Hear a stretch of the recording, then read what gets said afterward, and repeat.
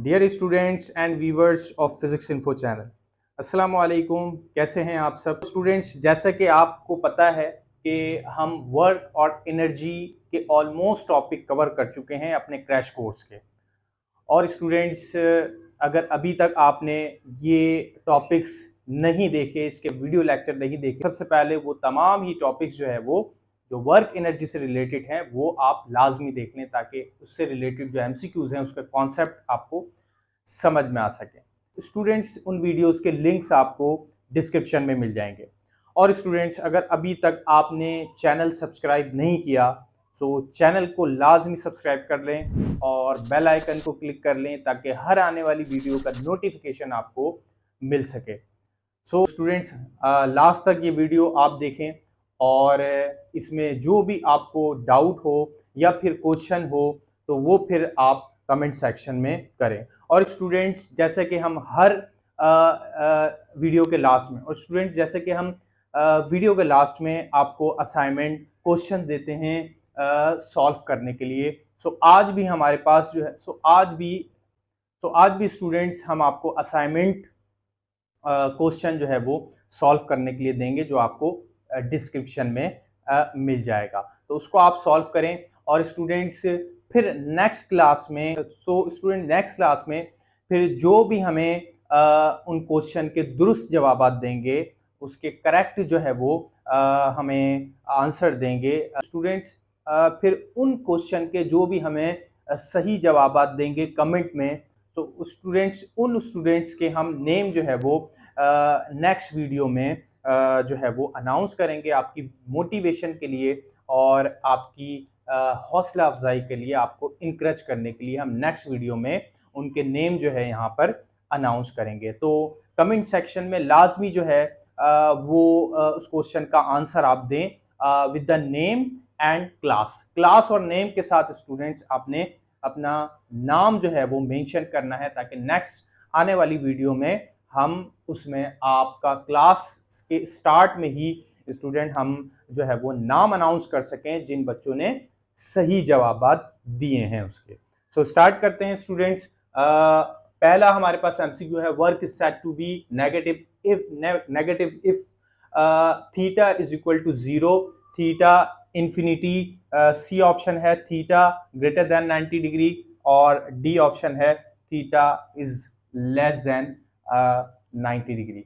तो student, work done में हमने आपको बताया था कि वर्क जो है वो एंगल के ऊपर भी डिपेंड करता है, कि जो angle between force and displacement होता है उसके ऊपर भी वर्क डिपेंड करता है कि एंगल कितना है। सो यहाँ पर उसी के बारे में हमसे पूछा जा रहा है कि अगर फोर्स और डिस्प्लेसमेंट का जो एंगल होता है स्टूडेंट्स, वो हमसे पूछा जा रहा है कि अगर फोर्स है, लेट्स सपोज हमारे पास, और ये हमारे पास डिस्प्लेसमेंट है, ठीक है, ये हमारे पास फोर्स हो गई और ये हमारे पास अगर डिस्प्लेसमेंट है, तो इनके दरमियान जो एंगल है वो अगर हमारे पास उसमें वेरिएशन हो तो वर्क के ऊपर क्या इफेक्ट पड़ता है।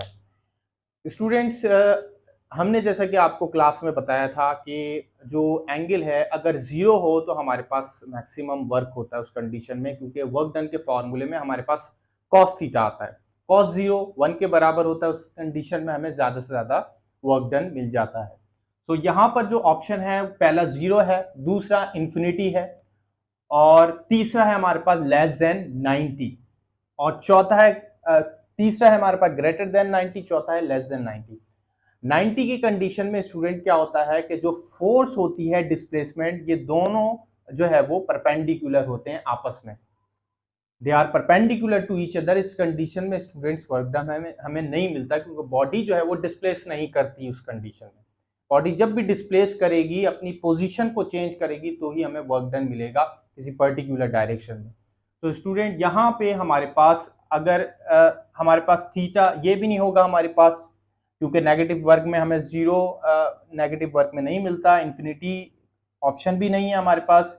इसी तरह से ग्रेटर देन 90, थीटा अगर ग्रेटर देन 90 होगा स्टूडेंट्स, तो जो हमारे पास फोर्स का वेक्टर है वो स्टूडेंट्स जो अपोजिट डायरेक्शन है उसके अंदर आ जाएगा। यानी कि स्टूडेंट्स अगर हम पॉजिटिव वाई एक्सिस और नेगेटिव वाई एक्सिस के कोऑर्डिनेट्स में अगर देखें तो लेट सपोज अगर हमारे पास डिस्प्लेसमेंट पॉजिटिव एक्स एक्सिस में हमारे पास डिस्प्लेसमेंट हो रहा है तो ग्रेटर देन 90 की कंडीशन में होता है अक्सर के जो फोर्स है ये हमें जो है स्टूडेंट्स ये नेगेटिव जो एक्स एक्सिस है वहां पर जो है स्टूडेंट्स जो फोर्स का वेक्टर है ये हमें यहां पर मिलता है ऐसी कंडीशन में।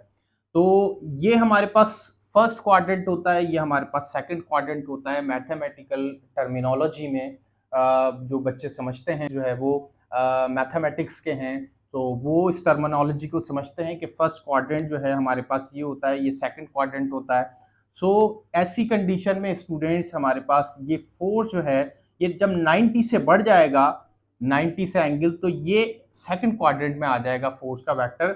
सो इस कंडीशन में जो फोर्स का वेक्टर होगा ये स्टूडेंट्स पैरेलल हो जाएगा नेगेटिव एक्स एक्सिस के, ये स्टूडेंट्स इंक्लाइन हो जाएगा नेगेटिव एक्स एक्सिस के इस कंडीशन में जब फोर्स का वेक्टर नेगेटिव एक्स एक्सिस की तरफ। तो यहाँ पर हमारे पास जो एक्स एक्सिस होगा वो नेगेटिव होगा जिसकी वजह से स्टूडेंट्स जो हमारा फोर्स का वेक्टर है वो अपोजिट डायरेक्शन में आ जाएगा। सो ऐसी कंडीशन में स्टूडेंट्स जो हमारे पास वर्क डन होगा वो नेगेटिव होगा।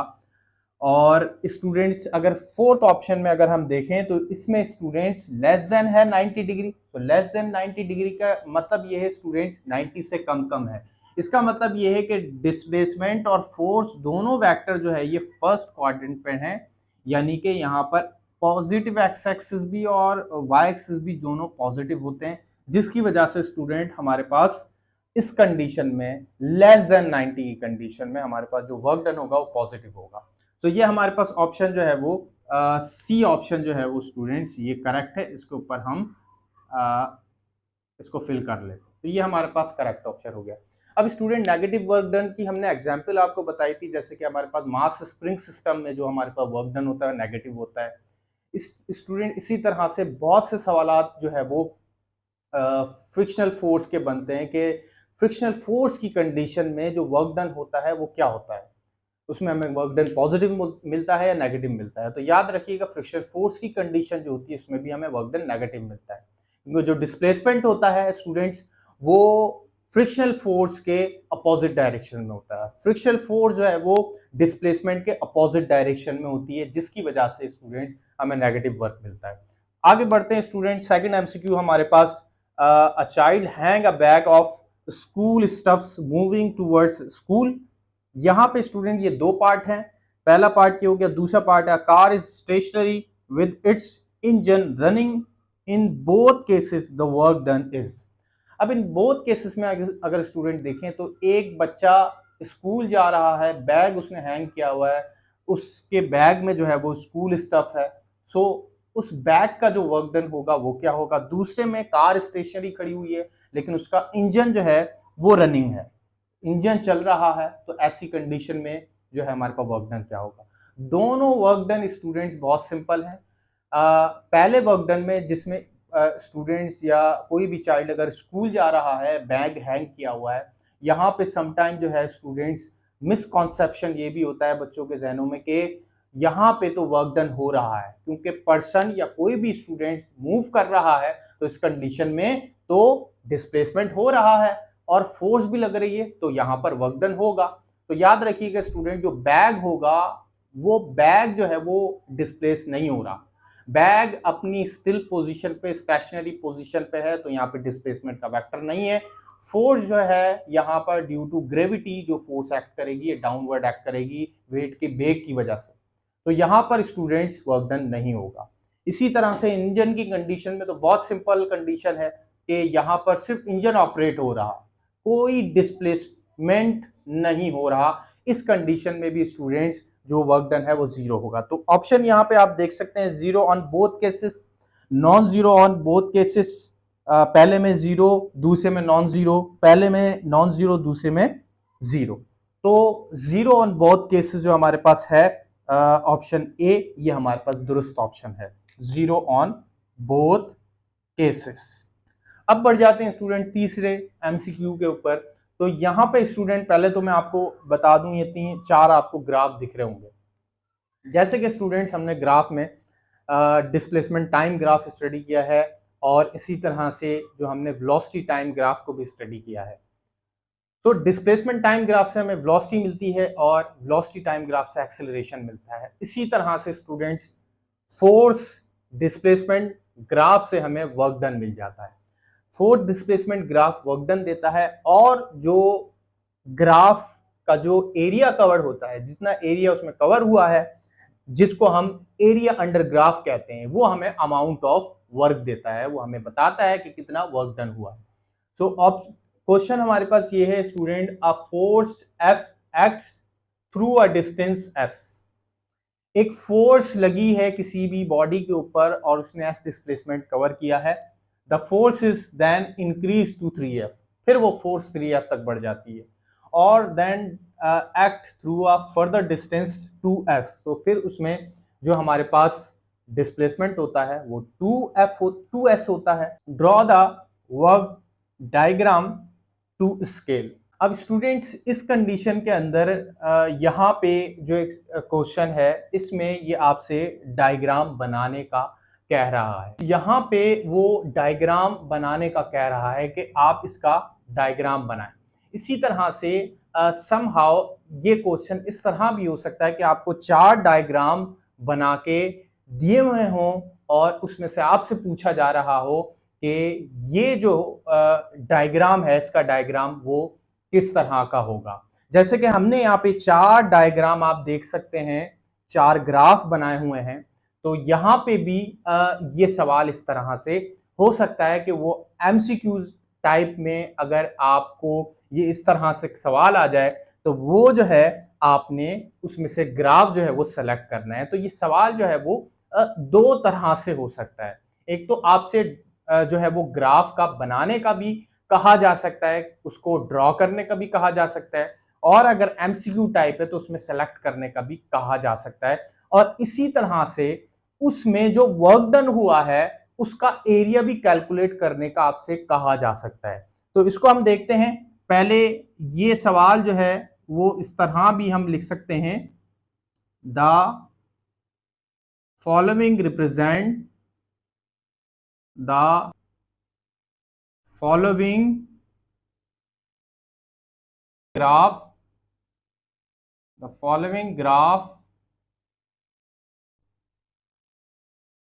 represent।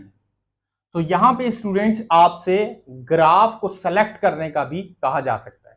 अब हम देखते हैं आगे। तो यहां पर ए ग्राफ है, तो आप देख सकते हैं कि ये जो है वो इस पे जो है वो ग्राफ कहां से स्टार्ट हो रहा है, फोर्स F लग रही है, कहां तक लग रही है, S डिस्प्लेसमेंट तक। क्योंकि यहां पे आप देख सकते हैं कि जैसे कि सवाल में स्टूडेंट्स, अब यहां पे स्टूडेंट्स आप देख सकते हैं इन डायग्राम में, इन ग्राफ में, कि जो सवाल हमें दिया हुआ है उसमें F और S डिस्प्लेसमेंट है और F फोर्स है। इसी तरह से 3F जो है, 3F तक फोर्स जो है ये यहां तक हमें बताई गई है कि ग्राफ में है। इसी तरह से 2S भी हमें बताया जा रहा है। तो हमने जो ग्राफ बनाया स्टूडेंट्स, ये F, 2F और 3F, तो ये फोर्स जो है हमने 3F तक बनाई है। इसी तरह से डिस्प्लेसमेंट भी हमने 3S तक जो है वो डिस्प्लेसमेंट बनाया है। तो यहां पे अब आप देख सकते हैं कि जैसे कि सवाल के स्टार्ट में कहा जा रहा है कि फोर्स F लग रही है S डिस्प्लेसमेंट तक, तो यहां तक लगी फोर्स। उसके बाद जो है the force is then increase to 3F and then act through a further distance of 2S। Force फिर इंक्रीज हुई है 3F तक और डिस्प्लेसमेंट जो कवर हुआ है वो 2F तक कवर हुआ है, यानी कि यहां तक। सो यहां तक ये डिस्प्लेसमेंट हो गया, ये क्लोज हो गया। तो ये पहला हमारे पास ग्राफ इस तरह का बन गया। इसी तरह से दूसरा ग्राफ देख लेते हैं, क्या ये इस सवाल की रिक्वायरमेंट पे पूरा उतर रहा है। अब F जो है हमारे पास, यहां से फोर्स लग रही है, फोर्स F S डिस्प्लेसमेंट तक, ठीक है, यहां तक ये जो है वो रिक्वायरमेंट पूरी कर रहा है। बाकी आगे देखते हैं तो फोर्स 3F तक इंक्रीज हुई है और डिस्प्लेसमेंट 2S तक। तो यहां पे अगर देखें तो फोर्स 3F तक तो कवर हुई है, लेकिन जो डिस्प्लेसमेंट है स्टूडेंट ये 3S तक जा रहा है, ये 2F तक नहीं 3S तक जा रहा है। तो ये वाली रिक्वायरमेंट पूरी नहीं हो रही। तीसरा ग्राफ हम देखते हैं तो यहां पर जो फोर्स जो स्टार्ट हो रही है वो हो ही 2F से रही है, तो पहली ही रिक्वायरमेंट में ये ग्राफ मैच नहीं कर रहा। चौथा हम जो ऑप्शन है वो हम देखते हैं कि इसमें जो पहली रिक्वायरमेंट है F की वो कंप्लीट हो रही है S डिस्प्लेसमेंट तक, ठीक है। दूसरी जो रिक्वायरमेंट है 3F और फिर देन एक्ट 2S, तो ये वाली हम रिक्वायरमेंट देखते हैं तो यहां से 3F तक ये फोर्स जा ही नहीं रही, 2F तक ये फोर्स जा रही है और डिस्प्लेसमेंट ये कवर कर रही है 3S तक। तो यहां पर सेकंड रिक्वायरमेंट पूरी इसमें भी नहीं हो रही। तो दोनों रिक्वायरमेंट जो पूरी हो रही हैं वो ऑप्शन ए में हो रही हैं, कि जिसमें हमारे पास ये जो फोर्स है ये पहले एस तक जो है वो डिस्प्लेसमेंट यहां पर कवर हो रहा है एफ फोर्स के जरिए, दूसरे में फिर 3F है, फोर्स तक जो है वो फोर्स 3F तक इंक्रीज हुई है और डिस्प्लेसमेंट 2S तक कवर हुआ है। तो ये जो है रिक्वायरमेंट पूरी है, इसके ऊपर हम इसको फिल कर लेते हैं। तो ये हमारे पास मार्क हो गया, जो है वो ऑप्शन ए हमारे पास दुरुस्त। स्टूडेंट यहाँ पे हम आपको एक असाइनमेंट देने जा रहे हैं, वो स्टूडेंट्स आपने असाइनमेंट का जवाब हमें कमेंट सेक्शन में देना है। जैसे कि हमने वीडियो के स्टार्ट में आपको बता दिया था कि स्टूडेंट्स के जो है जवाबात हमारे पास जो कमेंट सेक्शन में आएंगे वो उन स्टूडेंट्स के हम नाम जो है वो अनाउंस करेंगे नेक्स्ट वीडियो लेक्चर में, नेक्स्ट वीडियो लेक्चर के स्टार्ट में, ताकि उन स्टूडेंट्स को मोटिवेशन मिल सके और उनकी हौसला अफजाई हो सके। तो उसके लिए जो है हम उनके नाम अनाउंस करेंगे। सो आप लोग सब इसका जो हम एक असाइनमेंट आपको दे रहे हैं वो असाइनमेंट आप जो है वो सॉल्व करके उसका जवाब जरूर लाजमी जो है वो कमेंट सेक्शन में अपना नेम और विद क्लास के साथ जो है वो लाजमी लिखें, ताकि फिर हम आपको जो है वो उसके उन बच्चों के जो है वो नाम नेक्स्ट क्लास में अनाउंस करेंगे। इस असाइनमेंट या क्वेश्चन हमारे पास ये है कि ये जो हमारे पास ग्राफ है, ये जो फॉलोइंग ग्राफ हमें दिए हुए हैं, इन ग्राफ में स्टूडेंट्स सबसे ज्यादा जो वर्क डन है वो किस ग्राफ ने कवर किया है। So you will have to calculate the work done about area under force and displacement graph. So force and displacement का जो ग्राफ है उसके जरिए जो हमें जो वर्क डन मिल रहा है, जो आप एरिया के जरिए निकाल सकते हैं, तो वो उसका अमाउंट हमें कितना ज्यादा मिल रहा है और सबसे ज्यादा जो है अमाउंट किस ग्राफ का होगा, ये स्टूडेंट्स आपने हमें कमेंट सेक्शन में इसका जवाब जरूर देना है। तो स्टूडेंट्स आज की वीडियो में इतना ही, मिलते हैं नेक्स्ट लेक्चर में। तो thank you so much, Allah Hafiz.